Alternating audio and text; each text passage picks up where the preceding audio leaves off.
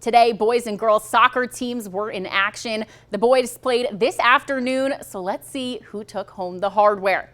West Lafayette hosting Twin Lakes. These two teams faced off in the very first game of the season back in August. The Red Devils winning 7-2. But it's sectionals, so anything can happen today. Despite several close shots on goal, it was scoreless in the first half. West Lafayette senior Maurice Reimer said the message at the break was, "It's our home field, so keep fighting. Eventually, we'll break through." And the Red Devils did just that. In the 46th minute, Joey Balakis sneaks one past the Indians' keeper to give West Lafayette the advantage. Later, Ian Strachan capitalizes on a misplayed goal kick. He scores on an empty net to make it 2-0. A sigh of relief for the Red Devils. Next, Reimer shoots, but it's deflected off of a Twin Lakes defender and goes to the feet of Oliver Elliott. He boots it in with his left foot. A beautiful shot by the sophomore. West Lafayette up 3-0 in the 65th minute. Twin Lakes cuts into their lead, though. It's Roniel Amaya who creates some space and scores. The Indians now trail 3-1. But Maurice Reimer with the exclamation point. The senior captain to the opposite corner to give the Red Devils a 4-1 lead. After the big second half, West Lafayette will take this one 4-1. This is the Red Devils' 7th straight sectional title. Check out that celebration. Oh, it felt amazing. You know, I've played with all of these guys for so many years, and we've all been friends since we're children. So to be able to achieve something together it's a really nice feeling. You know, this has been a pretty tough season for me personally. I had an injury and then I had COVID, and now I'm sick again. So it's kind of been a roller coaster. And yeah, I was really glad to get a goal on my last game in this field. We're really just looking forward now to regionals and making it as far as we can. Now over to Carroll County. The Cougars have their eyes on the sectional trophy, but they'd have to get by number 3 ranked Faith Christian. First half, things seemed pretty even up until the 16th minute. That's when Faith got it together and was relentless on the attack. Ethan Subring battles with several Cougars, then crosses it in, but no Faith players are able to get to the end of it. Towards the end of the first half, Carroll is on the attack.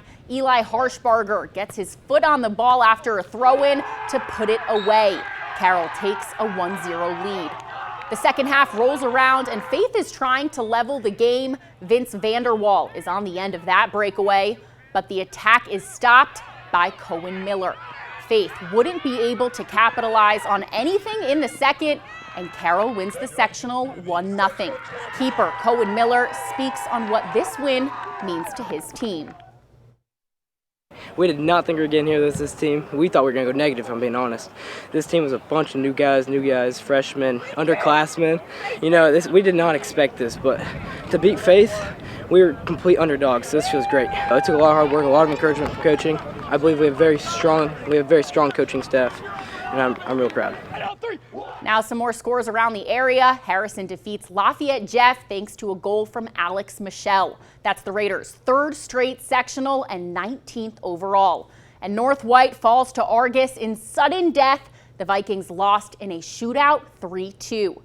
On to girls soccer now, starting at Sectional 5. McCutcheon facing off against Harrison, a rivalry like no other. First half, McCutcheon was taking it to the Raiders for the entire 40 minutes. Mavs outshot Harrison and kept 70% of possession. But no matter what they threw at the Raiders, things remained 0-0. Second half rolls around and the Raiders had the energy. But things were still tied 0-0 with only seconds left on the clock. In a last-ditch effort to score a goal, Raiders' Ruth Moser crosses it in, hoping to find a body. The deflection lands in front of Abby Titlow, who hits a left-footed shot in the last 2 seconds. Time expires, and Harrison wins the sectional title thanks to Titlow's goal. And even she couldn't believe what happened at the end.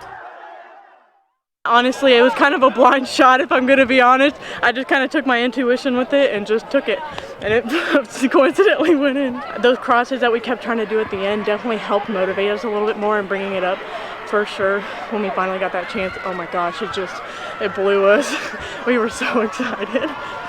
What a wild finish. Heading over to Benton Central, where Faith Christian and CC faced off for the Sectional 38 championship.